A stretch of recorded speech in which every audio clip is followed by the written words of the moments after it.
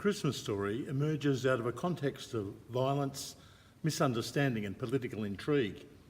In fact, as Melbourne theologian Robin Whittaker suggests, most of the biblical material emerges from a context of disappointment, despair and death. From the start, God's people have been only too aware of the gap between what we say we believe and how we live our lives. The great joy of Christmas, God coming to live as one of us as the babe of Bethlehem, is surrounded with questions of ambiguity, paternity, Roman authorities, inadequate accommodation, unruly visitors, strange wise men descending on central Palestine, and then the new family is forced into exile. This ambiguity is not so much different from our own experience of Christmas, is it? Will Christmas family gathering be okay this year? Have I got the right gifts for the right people? Will the alcohol run out? Where can we put Aunt Beryl, who always talks too much? What about the growing credit card debt? Will it last? Although we all engage in idealised dreams of Christmas, the reality is that most of our lives are full of mess and compromise. And of course, that's exactly the point of Christmas. Jesus, Emmanuel, God with us, comes into the reality of our lives, into the mess and the compromise, with a message of welcome and of transformation. We're so used to thinking of Christmas as us welcoming Jesus that sometimes we forget that really it's God who does the welcoming.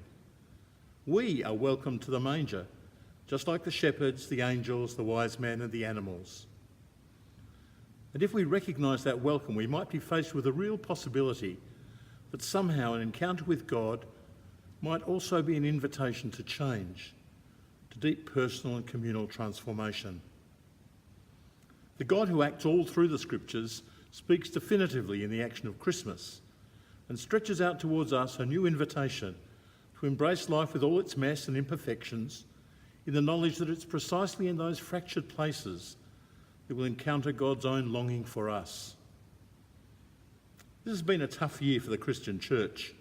We've been humiliated by the revelations of our appalling failure to safeguard the vulnerable by the Royal Commission into Child Abuse.